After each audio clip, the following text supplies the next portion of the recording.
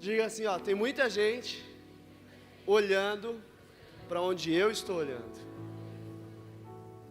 Tem muita gente te observando, meu irmão, e prestando atenção para onde você está olhando. Prestando atenção para onde você está olhando quando o negócio está pegando, quando você está passando por dificuldade. Prestando atenção em você quando você está olhando, para onde você está olhando quando as coisas estão tudo bem, quando está tudo legal. Tem muita gente olhando para você e te observando, porque você é alguém que influencia pessoas. Amém? Abre sua Bíblia comigo em Mateus capítulo 5, verso 13. Mateus capítulo 5, verso 13. Quem for achando já vai dando glória a Deus bem alto aí. Vocês já treinaram com a Marisa, agora vamos lá, hein? A Marisa já deixou vocês afiados. Irmão, eu recebi essa palavra do fundo do meu coração. Eu não vou ser envergonhado. Que palavra abençoada. Que palavra abençoada essa de oferta. Foi ou não foi? Irmão, eu peguei essa. Eu não vou ser envergonhado. Amém? Olha, talvez você entrou aqui essa noite pensando assim, eu vou acabar passando por um apuro, por uma dificuldade, porque eu decidi entregar o meu dízimo, porque eu decidi ser um ofertante. Deixa eu te dizer uma coisa, você não vai ser envergonhado. É só um parênteses aqui, que isso realmente queimou dentro do meu coração. Mateus capítulo 5, verso 13, quem achou? Não, irmão, era glória a Deus, não era amém que a gente combinou. Mateus capítulo 5, verso 13, quem achou? Aí, é isso aí. Diz assim: vocês são o sal da terra, mas se o sal perder o seu sabor, como restaurá-lo? Não servirá para nada, exceto para ser jogado fora e pisado pelos homens. Vocês são a luz do mundo, quem crê nisso? Vocês são a luz do mundo. Não se pode esconder uma cidade construída sobre um monte, e também ninguém acende uma candeia e a coloca debaixo de uma vasilha. Ao contrário, coloca num lugar apropriado, e assim ilumina a todos os que estão na casa. Assim brilha a luz de vocês diante de todos os homens, para que vejam as suas boas obras e glorifiquem ao Pai de vocês que está nos céus. Pai, essa é a tua palavra e nós cremos nela. Eu creio, Senhor, que o teu Espírito Santo já está aqui. Eu creio, Senhor, que já tem pessoas sendo impactadas aqui agora. Eu creio, ó Deus, que a tua glória já está descendo sobre este lugar. Eu creio, meu Deus, que tem pessoas já sentindo o coração queimando. Eu creio, Deus, que já tem dons sendo ativados, ministérios sendo restaurados aqui nesse momento. Espírito Santo, vem sobre as nossas vidas hoje. Espírito Santo, vem sobre as nossas vidas hoje. Pai, nesse momento eu oro, meu Deus, para que cadeias sejam quebradas. Eu oro para que correntes sejam destruídas. Eu oro, meu Deus, para que espíritos malignos que estavam aprisionando, acorrentando, impedindo essa pessoa de crescer ministerialmente, caiam por terra agora em nome de Jesus.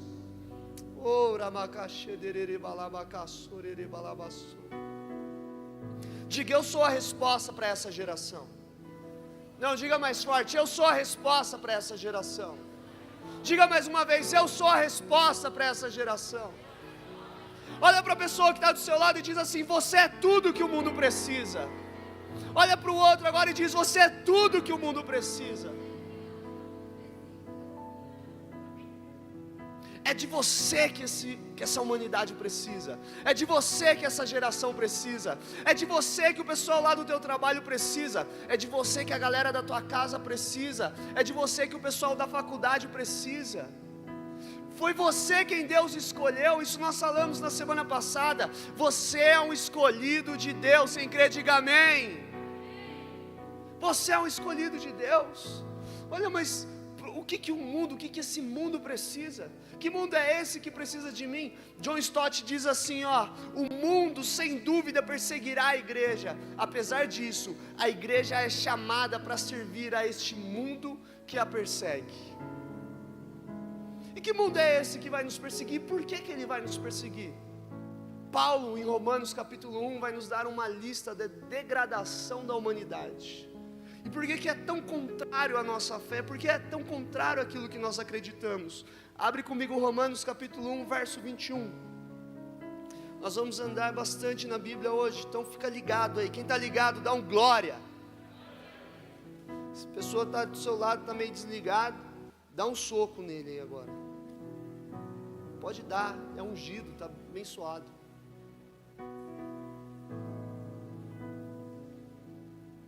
Se você é aquele que recebeu um soco, diga amém agora.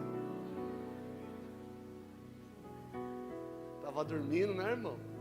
Te peguei agora. Romanos capítulo 1, verso 21. Nós vamos ler até o 32, hein? Fica ligado aí comigo. Porque tendo conhecido a Deus, olha só, Paulo agora vai mandar a lista aqui da degradação da humanidade. Porque tendo conhecido a Deus, não o glorificaram como Deus, nem lhe renderam graças, mas os seus pensamentos tornaram-se fúteis, e o coração insensato deles obscureceu-se. Verso 22, dizendo-se sábios, tornaram-se loucos, e trocaram a glória do Deus imortal por imagens feitas segundo a semelhança do homem mortal, bem como de pássaros, quadrúpedes e répteis. Por isso Deus os entregou à impureza sexual, segundo os desejos pecaminosos do seu coração, para a degradação do seu corpo entre si. Trocaram a verdade de Deus pela mentira, e adoraram e serviram a coisas e seres criados em lugar do Criador, que é bendito para sempre. Amém. Verso 26, por causa disso, Deus os entregou às paixões vergonhosas. Até as mulheres trocaram suas relações sexuais naturais por outras, contrárias à natureza. Da mesma forma, os homens também abandonaram as relações naturais com as mulheres e se inflamaram de paixão uns pelos outros. Começaram a cometer atos indecentes, homens com homens, e receberam em si mesmos o castigo merecido pela sua perversão. Verso 28. Além do mais, visto que desprezaram o conhecimento de Deus, ele os entregou a uma disposição mental reprovável, para praticarem o que não deviam. Tornaram-se cheios de toda sorte de injustiça, maldade, ganância, depravação, estão cheios de inveja, homicídio, rivalidades, engano e malícia. São bisbilhoteiros, caluniadores, inimigos de Deus, insolentes, arrogantes, presunçosos, inventam maneiras de praticar o mal, desobedecem a seus pais, são insensatos, são desleais, sem amor pela família, implacáveis. Embora conheçam o justo decreto de Deus, de que as pessoas que praticam tais coisas merecem a morte, não somente continuam a praticá-las, mas também aprovam aqueles que as praticam. Olha o tamanho da lista que Paulo nos apresenta, de uma humanidade totalmente degradável, de uma humanidade que aos poucos vai morrendo e se afastando cada vez mais da ação da cruz. Ele fala sobre invejosos, caluniadores, pessoas que não obedecem, não respeitam os pais. Ele fala sobre relações que não são da verdadeira natureza. Ele fala de várias coisas que são contrárias àquilo que o Pai nos fez. Mas qual o nosso papel? Porque eu comecei aqui dizendo que nós somos aqueles que devemos influenciar essa humanidade, que nós somos a resposta que essa geração precisa, que nós somos aquilo que vai mudar a vida deles, que nós somos tudo que o mundo realmente precisa. E o que nós fazemos então diante de toda essa lista lamentável? Diga: Deus não nos chamou para julgar, Deus nos chamou para amar.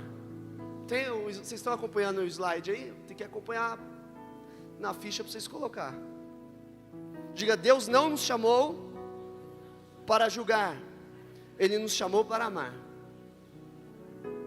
Diante de toda essa lista de coisas degradáveis, de coisas erradas, e deixa eu te dizer, tem coisas aqui que eu olho e falo: é comigo isso aqui. Quem se viu em alguma coisa aqui dessa lista?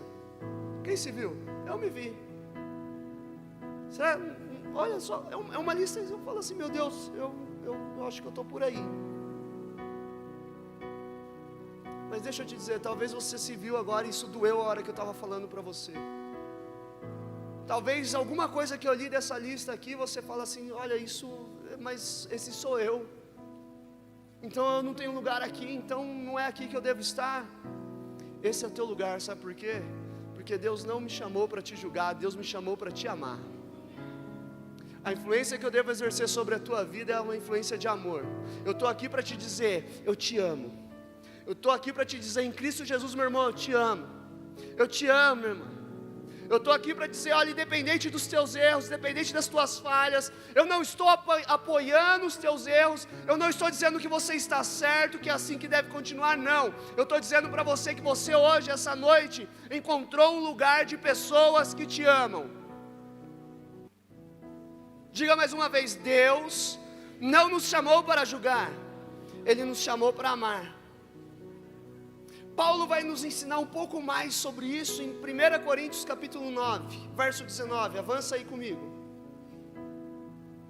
1 Coríntios capítulo 9, verso 19. Aleluia! Quem achou? Quem está procurando ainda, fala misericórdia. Então vou ter misericórdia, vou esperar. Todo mundo achou agora? Sem pressão, hein? Quem achou, dá glória agora, para eu saber. Está na tela aí, ó. 1 Coríntios 9, verso 19. Porque embora seja livre de todos, fiz-me escravo de todos para ganhar o maior número possível de pessoas. Tornei-me judeu para os judeus, a fim de ganhar os judeus.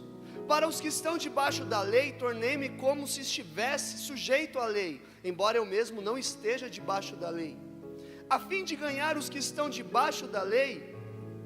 Verso 21, para os que estão sem lei, tornei-me como sem lei, embora não esteja livre da lei de Deus, e sim sob a lei de Cristo, a fim de ganhar os que não têm lei. Verso 22, para com os fracos tornei-me fraco, para ganhar os fracos, tornei-me de tudo para com todos, para de alguma forma salvar alguns. O que Paulo nos está ensinando aqui? Diga: empatia. Ele está nos mostrando que é necessário, para que você influencie alguém, você se colocar no lugar dessa pessoa. Por que você segue algumas pessoas no Instagram e no Facebook? Por que você assiste alguns YouTubers? Porque você se identifica com aquela pessoa. Sim ou não? Você olha para aquela pessoa em alguma área, em algumas palavras, em algumas atitudes, você se identifica com aquela pessoa. E Paulo está nos ensinando assim, ó: é preciso que as pessoas se identifiquem com a gente. É preciso que a gente entenda as pessoas. Ele vai dizer: eu me fiz de religioso para ganhar os religiosos.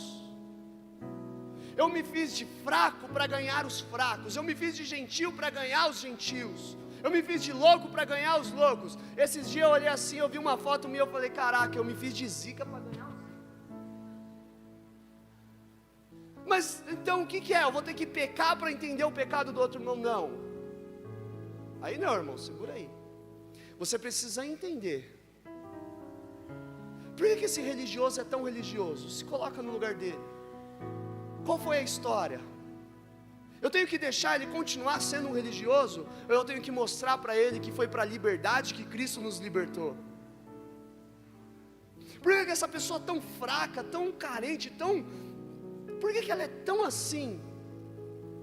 Então eu me coloco, eu me vejo ali no lugar dela, conheço a história, sento, converso. Isso é empatia. Isso é você entender o outro, entender as dores, o sofrimento do outro. Irmão, sem empatia é impossível ser uma boa influência para alguém. Sem empatia é impossível você exercer uma boa influência, porque você não vai conseguir entender essa pessoa. Atos capítulo 1, verso 8, vai dizer que nós fomos chamados para ser testemunhas. Você foi escolhido para representar o céu aqui na terra. Deus olhou para você e disse: não tem outro cara, tem que ser um Henrique. Esse cara vai representar o céu ali aonde ele está.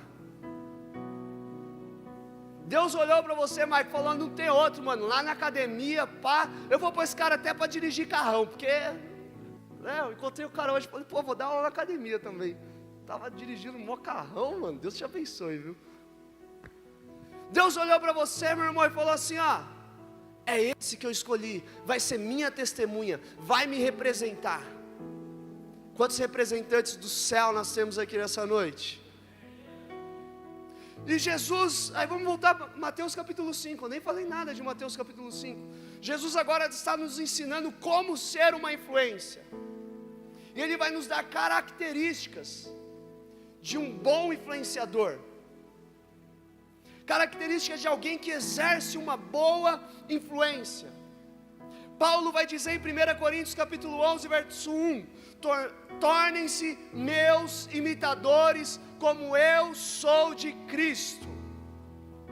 Paulo está dizendo assim, ó, galera, pode me imitar, porque se vocês me imitar, vocês estão imitando Jesus. Ele vai dizer no outro versículo: já não sou mais eu quem vivo, é Cristo quem vive em mim. Então se você olhar para mim, você não está vendo David. Se você olhar para mim, você vai ver Jesus.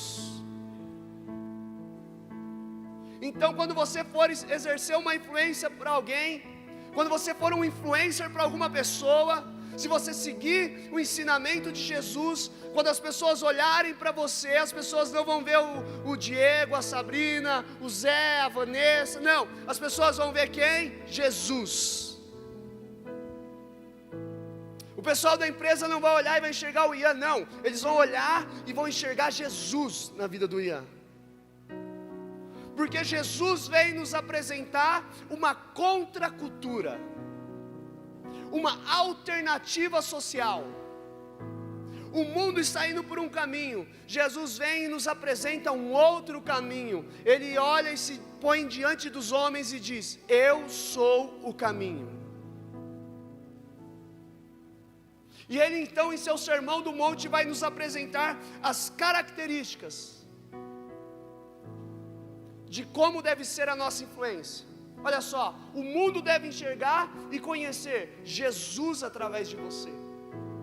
Diga ao mundo: tem que ver Jesus através de mim. Ai, que desânimo, esse Jesus aí não é o Jesus que eu conheço, não. Diga ao mundo: tem que ver Jesus através de mim.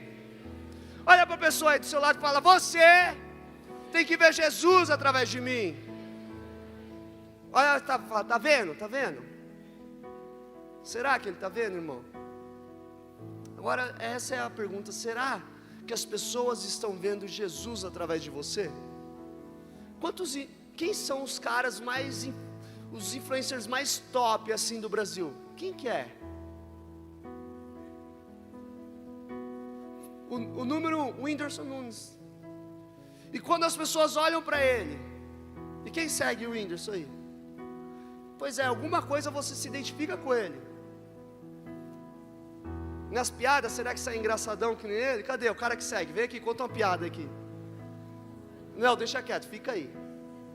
Melhor não. Será que esse cara é uma boa influência para a minha vida? Eu estou falando que está errado você seguir ele? Não, às vezes eu assisto uns vídeos também, engraçado, é legal.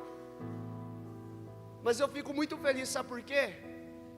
Porque o cara mais assistido, o pregador mais assistido do YouTube é um brasileiro chamado David Leonardo. Isso queima no meu coração. Eu falo, uau, tem um brasileiro representando a gente.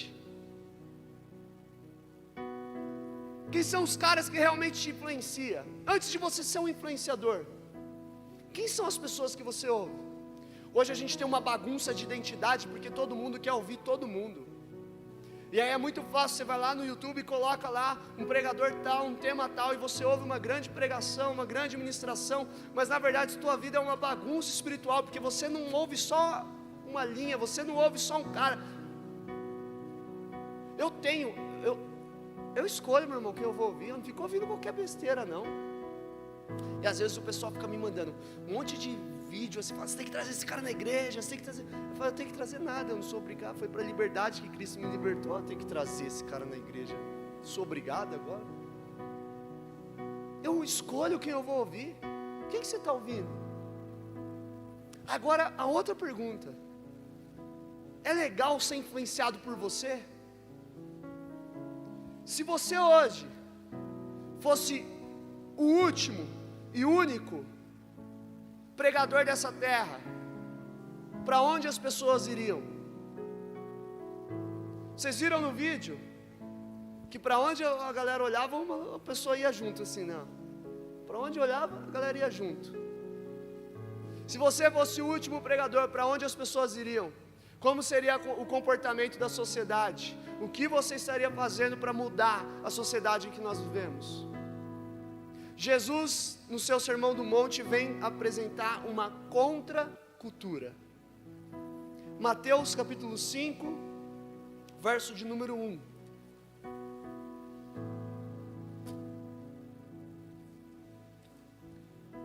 Diz assim: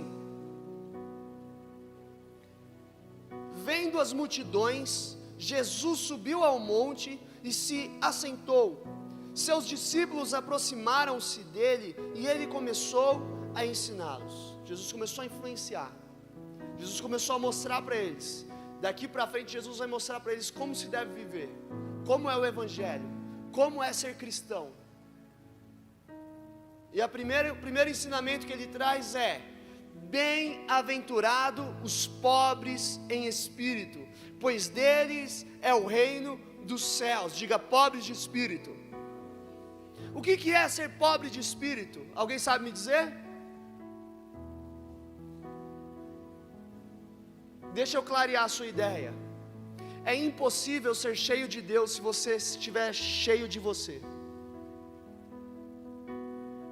O que é ser pobre de espírito? É esvaziar-se de si mesmo. O que Paulo nos diz? Já não vivo mais eu, mas Cristo vive em... E Jesus está agora passando uma lista do que é ser um grande influenciador. Ele junta os seus discípulos e ele diz: essa é a receita para vocês fazer uma bagunça nessa terra. Essa é a receita para vocês quebrar tudo, em Jerusalém, na Judéia e até os confins da terra. Essa é a receita para vocês colocarem Suzano de ponta cabeça. Quem está afim de fazer umas doideiras aí? Bem-aventurados os pobres de espírito, bem-aventurados aqueles que não são cheios de si mesmos, mas são cheios de Deus. Quem está a fim de ser cheio de Deus aí essa noite? Segundo, verso 4: bem-aventurados que choram. Quando ele diz bem-aventurados que choram, ele não está dizendo de um choro de remorso, ou um choro porque você bateu a ponta do seu dedinho na quina do sofá quando você acordou. Ai, que aquilo dói, hein? No frio ainda, sabe quando está bem frio, tudo gelado, você dá aquele topão assim, ó.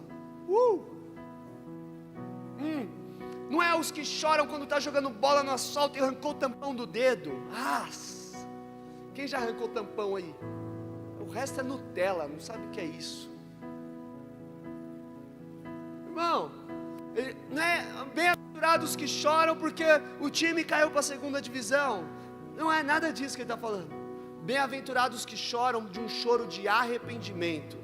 Bem-aventurados aqueles que reconhecem os seus erros e dizem: eu não quero mais cair nessa falha, eu não quero cair mais nesse erro. É aqueles que choram não de remorso, mas que tem aquele choro de arrependimento. Terceiro, ele diz: bem-aventurados humildes, ou algumas outras traduções diz mansos. O que é ser manso, o que é ser humilde aqui na linguagem onde Jesus está expressando o Sermão do Monte? Diga, ser cristão é abrir mão dos nossos próprios direitos. Ele diz: bem-aventurados os mansos ou os humildes. Ele vai ensinar um pouco mais para frente, que é assim, ó: quando alguém bater na sua face, dê a outra face. Quando te pedirem para carregar algo em uma milha, carregue outra. Ele está dizendo assim, ó: vocês vão ser bem-aventurados quando vocês tiverem humildade de abrir mão dos seus próprios direitos. Aí você é aquele que diz: epa, comigo não, aqui o negócio é mais embaixo. Não, irmão, que influencer ridículo você é. Nossa, não merece nem -3 seguidores no Instagram. O que é bem-aventurado? É feliz, é encharcado de graça, de alegria. Eu creio que essa noite nós vamos sair daqui regozijando. Olha que palavra. Eu fui uns 20 anos atrás agora. Regozijai-vos. Eu creio, sabe o que, meu irmão? Que essa noite nós vamos ser encharcados da alegria de Deus. Que o Espírito Santo vai nos ensinar. E Ele vai ser o nosso principal influenciador, para que você possa ser um representante do céu aqui na terra. Quarto, bem-aventurados que têm fome e sede de justiça. Aí você fala: esse sou eu. Fome e sede de justiça, esse aí é comigo. Cadê? Cadê aquele miserável que está devendo? Vamos expor ele, vamos pôr ele aqui na frente agora, aqui, e falar que ele é caloteiro mesmo, que ele é pilantra. Cadê? Cadê aquele cara que pegou meu controle emprestado e não devolveu? Vamos agora, esse aí. A irmã fala: não, agora que eu vou acertar as contas com ela, agora eu tenho base bíblica, porque bem-aventurados que têm fome e sede de justiça. Está assim, ó: justiça, justiça, justiça, justiça, justiça. E que justiça é essa? É fome e sede de oferecer ao mundo aquilo que você já recebeu. Bem-aventurados que têm fome e sede de anunciar que foram perdoados, que receberam misericórdia, que receberam a graça de Deus, que foram salvos, não pelo que fizeram, mas por um dom chamado fé, pela graça de Deus. Bem-aventurados que têm fome e sede de apresentar ao mundo a ação daquela cruz. Essa é a bem-aventurança que Jesus está nos ensinando. Quinto, bem-aventurados misericordiosos. O que é ser misericordioso, irmão? É ter compaixão. Jesus vai nos ensinar a orar, e no final ele diz assim, ó: perdoa as nossas dívidas, assim como nós também perdoamos aqueles que nos devem. Meu irmão, a promessa que Deus traz para essa, que Jesus traz para essa bem-aventurança diz assim, ó: bem-aventurados misericordiosos, porque eles também alcançarão misericórdia. O que é ter misericórdia? É ter compaixão, é você entender a situação, a miséria do irmão. Sexto, é o sexto? Bem-aventurado os puros de coração. Pensa só, Jesus está ali com os seus discípulos, a multidão, e tinha aqueles caras que ficavam ouvindo só para criticar, sabe? Aqueles que só entram para criticar, para perturbar. Ai, Senhor, mata quem estiver aqui só para criticar agora. Não tem ninguém tendo um piripaque aí do seu lado, não. Já pensou se fosse assim, irmão? Ah não, Deus ensinou a ter misericórdia. Então se você entrou aqui hoje só para criticar, eu quero te dizer que você continua sendo amado. Dá um abraço nesse crítico do seu lado aí. Aí, é crítico mesmo? Bem-aventurado os puros de coração. Quem são os puros de coração? Jesus está ali diante dos judeus, diante dos fariseus. E qual que era a pureza vista pelos fariseus? Era uma pureza externa, porque quando ia-se ao templo para oferecer um sacrifício, eles deveriam se lavar, eles deveriam se purificar. Quando um animal ia ser oferecido em sacrifício, aquele animal deveria estar em perfeito estado. Então aquilo para eles era pureza. E Jesus está dizendo assim, ó, não é sobre uma pureza externa que eu estou falando, é sobre uma pureza interna. Bem-aventurados puros de coração. Então não adianta você vir aqui na igreja, fazer cara de santo, chorar aqui nesse altar e cantar e dizer que aleluia e glória a Deus, mas se no teu coração só tem perversidade, maldade, porque o que Jesus está dizendo é: bem-aventurados aqueles que são puros de coração, que tem pureza no seu coração. Sétimo, bem-aventurados pacificadores. Sabe quem é esse aqui? Com certeza não é aquele que sempre ajuda na treta no futebol. Sabe quando os caras fazem aqueles negócios do Instagram assim de fazer o gol, ajudar na briga, uns negócios assim que põe? Aí você fala, eu sou o que ajuda na briga. Cadê os que ajudam na briga aí? Entrega aí, irmão, vai. Eu sou aquele que ajuda, eu sou aquele que chega dando voadora. Ai, quem está aí? O Luiz Fabiano. Bem-aventurados pacificadores. Aquele que... E o que é o pacificador? É aquele que chega, aí o pau está quebrando, né? Tá dois caras lá saindo no soco e ele é o pacificador. Ele chega, irmãos, a briga não leva a nada. Irmãos, não deem socos um na cara do outro. Irmãos, o que levará a vós a dar voadoras agora? Esses são os pacificadores. Briga, né? Quem que nunca fez isso na escola? Briga. Cheio de pacificador aqui. O que é essa paz que Jesus nos apresenta? Essa palavra paz tem a mesma raiz da palavra reconciliação. Quando o homem pecou, houve então uma distância, um afastamento, uma separação entre Deus e a humanidade. E Jesus, através da obra da cruz, foi aquele que trouxe paz, que reconciliou a humanidade com Deus. E o que Jesus está nos ensinando aqui é: bem-aventurados aqueles que apresentam a obra da reconciliação. Bem-aventurados aqueles que apresentam Jesus para aqueles que estão tristes, cativos, que estão enfermos. Bem-aventurados aqueles que anunciam o Evangelho. Estes são os pacificadores. 8. Tem mais 5 folhas aqui de bem-aventurança. Depois eu vou até Apocalipse e a gente termina. Bem-aventurado, agora. Bem-aventurado os que forem perseguidos. Chegamos na parte do bullying. Bem-aventurados os que forem perseguidos. Jesus está dizendo assim, irmão. Até agora ele só falou coisa que vai completamente contra a cultura daquela galera da época. Mansidão e puro de coração. Então, o pessoal está olhando assim. Tem um certo momento que Jesus vai pregar numa sinagoga e os caras olham para Jesus e dizem assim: que novo ensinamento é esse? Que jeito novo de ensinar? Que palavra nova é essa? Porque Jesus está apresentando algo novo, porque o Evangelho são boas.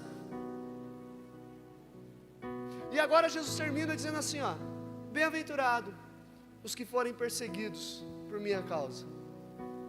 Ele finaliza dizendo assim, ó: se vocês fizerem todas essas 7 coisas aí dessa lista, vocês sim serão perseguidos. Quem está disposto a ser perseguido aí? Irmão, está muito fácil hoje. Sabe por quê? Porque ser crente está na moda. Ser gospel agora é legal. Porque agora a gente pode usar umas calças rasgadas, umas camisetas maneiras, pode vir até de boné e tal, e da hora, e descobriram que, isso aí realmente não tem problema nenhum. É sério que a mulher pintar a unha não vai para o inferno? É sério, não vai. Então, show, o cara pode usar uma calça estilosa, da hora, pode. Então agora tá legal ser crente. Pô, você veio num culto de sábado, uma galera bonita, que só entra gente bonita ali, eu coloquei uma galera ali, falei, ó, feio, você põe para correr daqui, então só entrou gata, só entrou gato aqui hoje, cadê, ó, tá aí? Os feios não entram aqui, automático. Se você for feio, o cara que passa na porta ficou bonito, já era, tá melhor, né? Talvez nem tão gato assim, mas tá melhor, né? Vamos lá, volta. Ser crente agora tá legal, tá na moda, pô. Mas deixa eu te perguntar, eu sou cristão, mas o que isso está mudando na vida dos outros? Você é crente, o que isso mudou lá na tua casa? Porque quando a gente começar a fazer todas essas coisas, essa lista enorme que Jesus nos passou aqui, quando você começar a ser manso, quando você começar a ser puro de coração, quando você começar a seguir essa lista que Jesus nos ensina aqui, a apresentar a justiça, a apresentar o Evangelho, vocês vão começar a ser perseguidos, vão te criticar, vão dizer que você está louco, fanático, maluco, e você olha assim e fala, eu estou mesmo, e você devia estar que nem eu.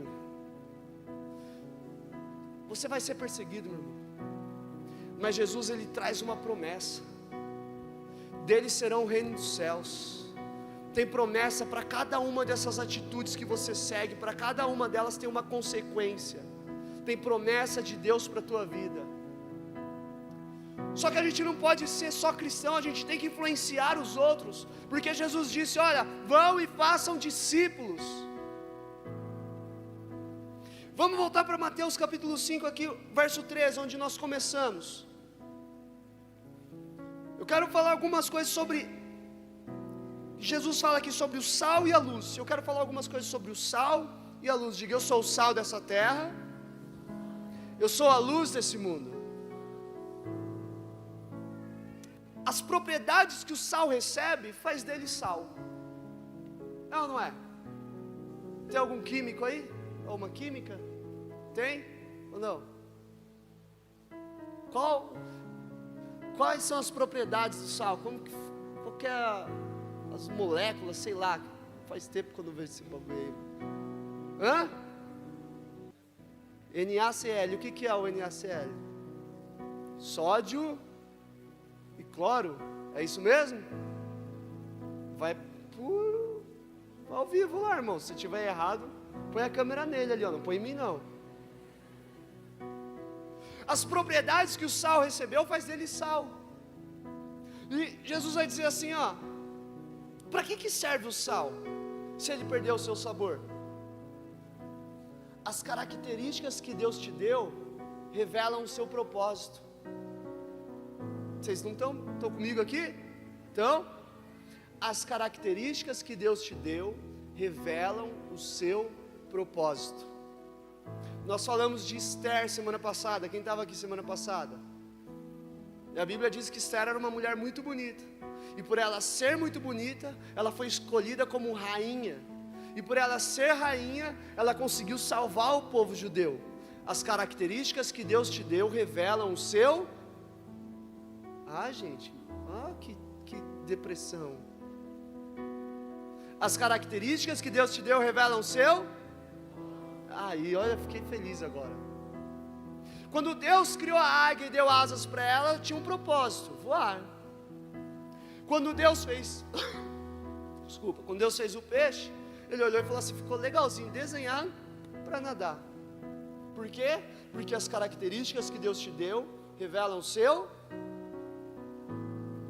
Duas coisas muito importantes, para que você possa ser um bom influencer. Primeira, não perca as características que apontam para o seu propósito. Gostei desse epa aí, ó. Eu vou falar de novo, hein? Não perca as características que apontam para o seu propósito. Legal esse negócio de epa. Mateus 5, verso 13: vocês são o sal da terra, mas se o sal perder o seu sabor, como restaurá-lo? Não servirá para nada, exceto para ser jogado fora e pisado pelos homens. John Stott comenta esse versículo dizendo: então nós vamos de salvadores da sociedade a material de pavimentação de estradas.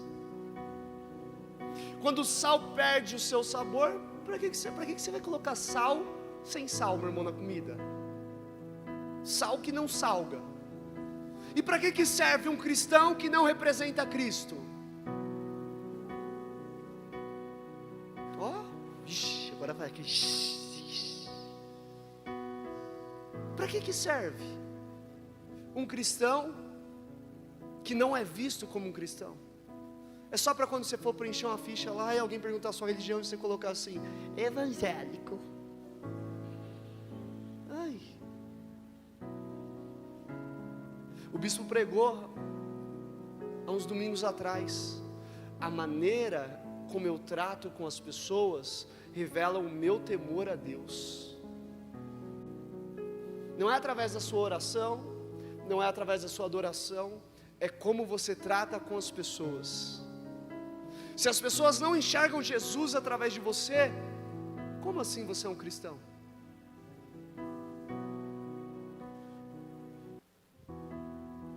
Não perca as características que apontam para o seu propósito.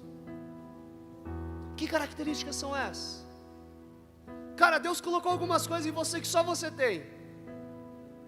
Agora, a gente falou de um influencer aqui, um cara top no Brasil, que é o Anderson Nunes, é ou não é?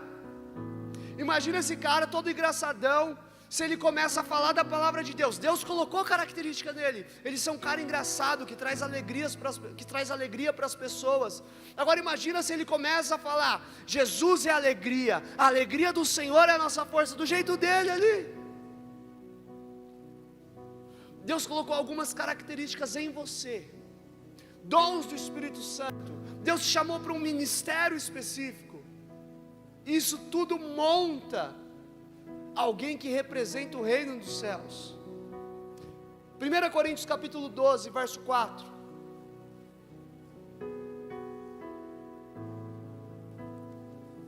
Coríntios 12, verso 4 vai falar sobre os dons do Espírito. Para que será que Deus colocou algumas coisas em você, irmão? Para que será que Deus... Não, eu falei aqui na semana passada. Para que será que Deus te deu o dom de você ter a habilidade de aprender uma outra língua? Você ficar falando português aqui, some do Brasil, você não entendeu ainda?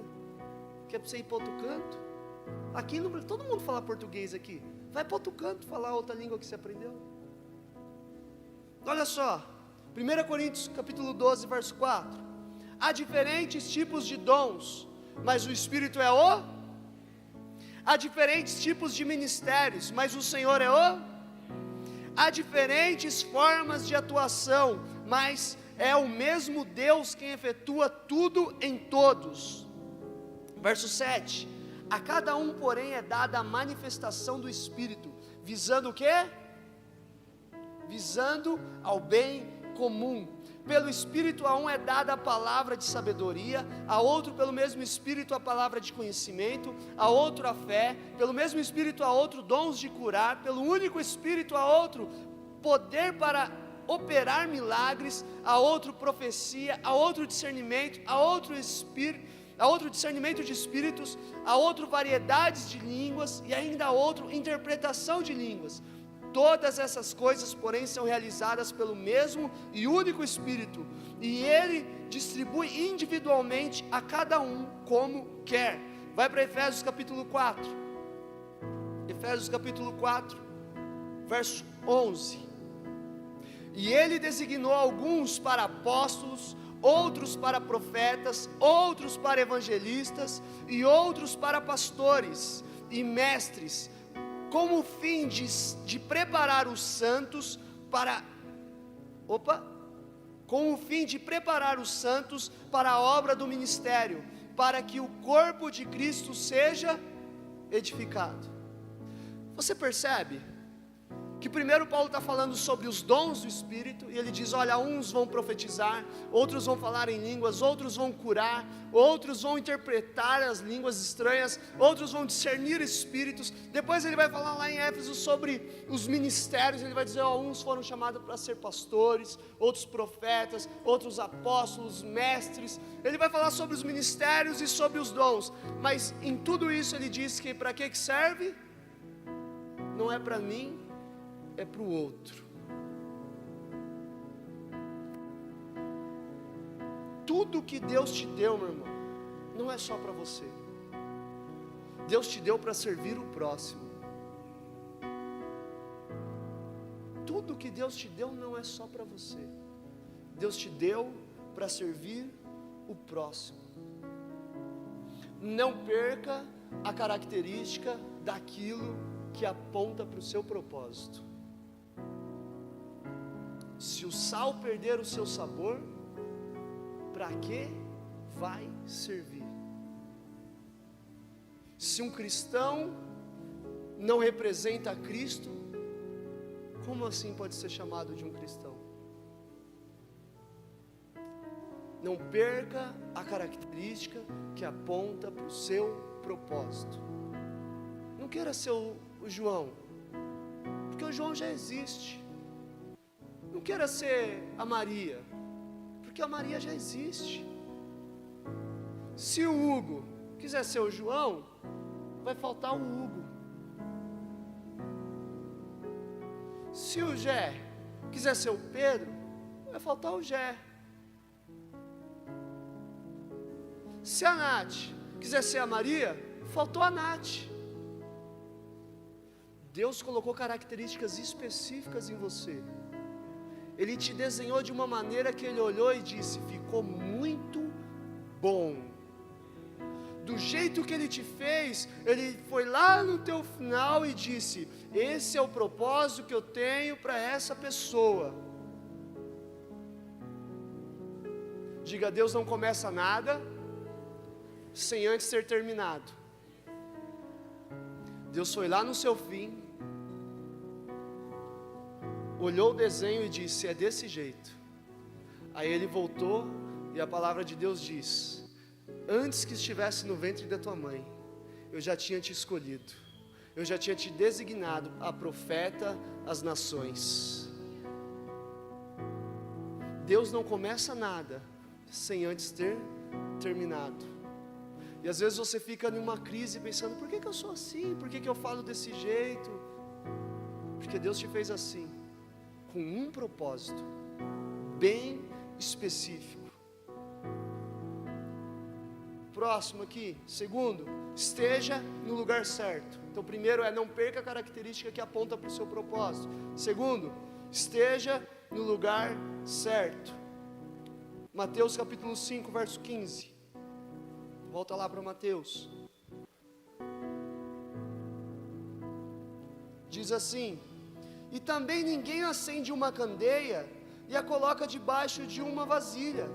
Ao contrário, coloca no lugar apropriado, e assim ilumina todos os que estão na casa. Diga, lugar apropriado.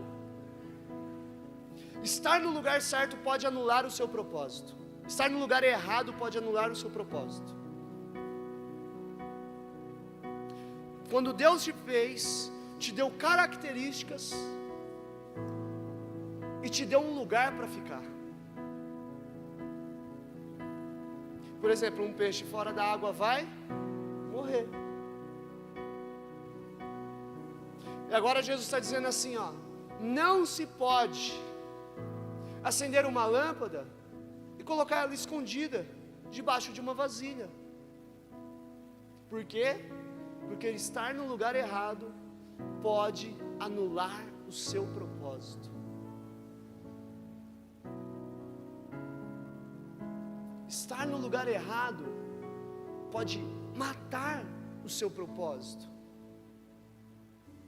E a pergunta que eu te faço aqui hoje, para a gente poder terminar e orar, é: quais são as tuas características? Qual é o teu lugar? E o que você tem feito para representar o reino de Deus aqui na terra. Quais são as tuas características? A do Albert, ele é um cara que toca um instrumento muito bem. A minha característica é ser muito direto com as pessoas. Outro dia eu fui fazer um atendimento, eu estava lá no escritório, eu desci para a sala de atendimento para atender uma moça, eu subi 5 minutos depois, a pessoa falou, já? Eu falei, está resolvido. É uma característica minha, eu não consigo ficar enrolando muito assim, sabe? Ai, e não sei o que, é o famoso enchendo linguiça, assim. Sabe que quando a professora falava assim, faz uma redação de 20 linhas, você ficava repetindo um monte de sinônimo assim das palavras, várias vezes assim, para ocupar a linha, você está dando risada porque você fazia. Né? Ficava só enrolando, eu sou muito direto. O que é? Está errado, tem que corrigir, vamos orar, sai Satanás agora, e acabou, né? Sai Satanás, entra o Espírito Santo e fechou, o que mais tem que fazer? Casal de namorado tem que atender, o que foi? Ele está me tratando mal, ele está me xingando, termina sua louca, ele vai te bater depois do casamento. Aí eu vou ficar lá, olha, você tem que analisar. O que foi, casalzinho, o que foi? É que eu não estou gostando, porque ela fica saindo com umas roupas muito curtas, né, e ela fica conversando com outros caras, então sai, dá um pé nela logo, antes que você seja o corno da vez, chuta. Mano, é assim, ó, velho, na boa, vim trocar ideia comigo, o negócio vai durar 5 minutos, não vai estar resolvido, velho. Eu estou endividado, para de gastar.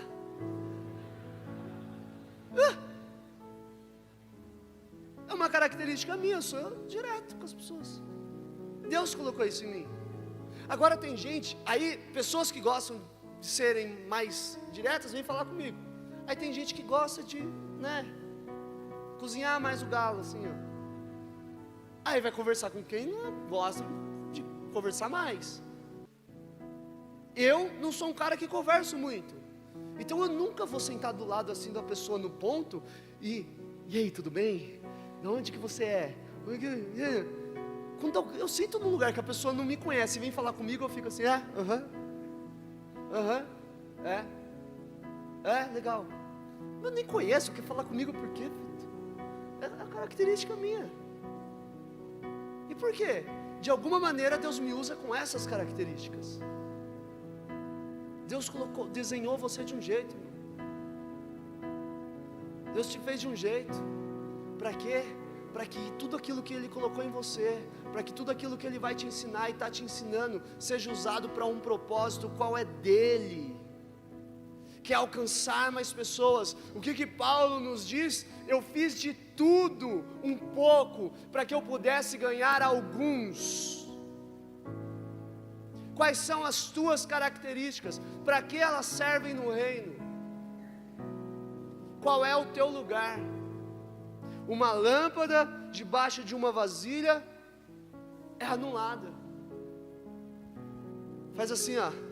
Faz assim comigo aqui, ó. Sim. Deus, diga, Deus me fez para estar em lugares altos. Você tinha que aplaudir, você mesmo. Ótima palavra sua, eu fui ministrado aqui agora por essa palavra, boa. Vou marcar você no Instagram por essa palavra sua aí. Deus te fez, meu irmão, para estar em lugares altos. Isso foi o tema de uma conferência nossa há uns 2, 3 anos atrás. Na semana passada, essa semana, estou perdido já. Foi essa? A gente foi convidado para estar num coquetel de lançamento de uma plataforma de ensino cristão. E a hora que eu entrei lá, eu tomei um susto assim num lugar que eu falei, caraca, só tem a galera que eu queria tirar foto com eles aqui, mano. Aí o pessoal olhava para mim, acho que pensava assim, esse aí deve, né, sei lá, ser de fora, porque eu nunca vi ele. Só a galera top, assim, eu falei, mano, que da hora. Eu falei, mano, eu acho que eu vou tirar foto com todo mundo. Aí eu olhei assim, todo mundo né, ninguém tietando ninguém. Eu falei, não, vou me comportar, tô aqui, né, de boa. Aí eu olhei e falei, só tem gente aqui que está influenciando o Brasil, só tem gente que está fazendo grandes coisas. Aí eu olhei e falei, eu devo estar fazendo alguma coisinha para eu estar aqui também. Por quê, meu irmão? Porque uma lâmpada não foi feita para ficar escondida debaixo de uma vasilha. Deus vai te colocar em lugares altos. Para quê? Para quê? Ele termina dizendo assim: assim brilha a luz de vocês diante dos homens, para que vejam as suas boas obras e glorifiquem ao Pai de vocês que está nos céus. Quando você estiver no lugar certo, fazendo a coisa certa, o nome de Deus será glorificado através da sua vida.